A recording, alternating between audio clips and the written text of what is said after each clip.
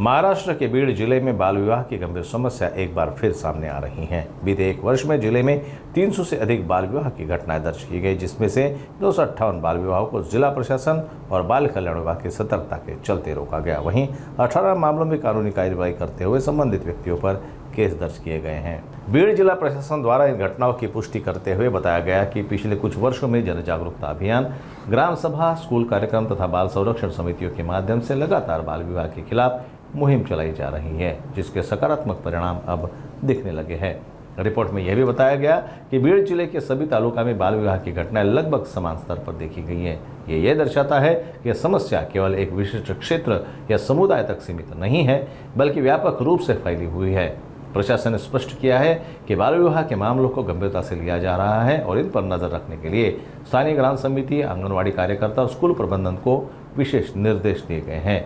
बाल विवाह की जानकारी मिलते ही बाल विकास परियोजना अधिकारी, पुलिस और चाइल्ड लाइन टीम द्वारा तत्काल कार्रवाई की जा रही है। 2024 ते 25 आपण या वर्षी आपण 258 बालविवाह थांबवलेले आहेत आणि याच्यामध्ये आपण FR 18 केलेले आहेत आणि बालविवाह म्हणजे अत्यंत खूप बीड जिल्ह्यासाठी बिकट परिस्थिती आहे। ह्याच्यामध्ये पाहायला गेलं तर म्हणजे बालविवाहाचा जर आकडा पाहिला आणि वास्तव्य स्वरूपामध्ये जी परिस्थिती आहे, जी अंडरग्राऊंडला जाऊन पाहिली आपल्या, ती एवढी बिकट आहे की त्याबद्दल मला खूप म्हणजे वाईट वाटतं की आपण बीड जिल्ह्यामध्ये आपण कधी हे करणार। हा आकडा कमी होण्याच्या ऐवजी जास्त वाढत चाललो आहे। मग का वाढत चालला आहे हा आकडा? ह्याच्यामध्ये आपण म्हणजे आपलं शासन काम करतंय, आपले सामाजिक कार्यकर्ते काम करतायत, आपले काही स्वयंसेवक आहेत ते पण काम करतायत, काही अन्य लोक आहेत ते पण काम करतायत, तरी पण हा आकडा का वाढतोय, का वाढत चालला आहे, ह्याच्या पाठीमागचं खूप म्हणजे विशेष करून अभ्यास करण्याची खूप गरज आहे। आणि ज्यावेळेस आपले मॅडम होत्या दीपा मधुरे मॅडम, तर त्यावेळेस आपण खूप छान प्रकारे हे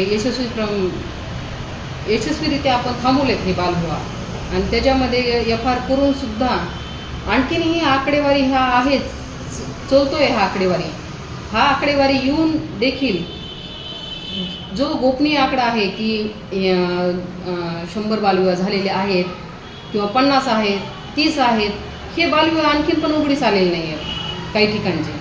कारण की बीड जिल्ह्यातले काही लोक ऑदर सिटीला जाऊन सुद्धा बालविवाह करायले।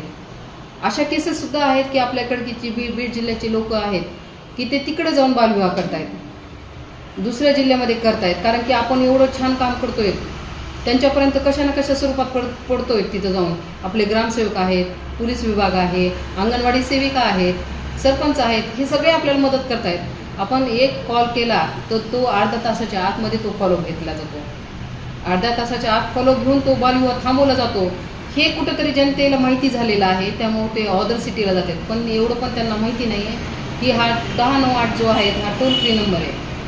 हा टोल फ्री नंबर पूर्ण पोहोचलेला आहे, जनजागृती त्याची एवढ्या प्रमाणात झालेली आहे की सगळ्यांना माहिती आहे की हा नंबर जो आहे की ह्याला तात्काळ ह्याला बॅलन्स लागत नाही आहे।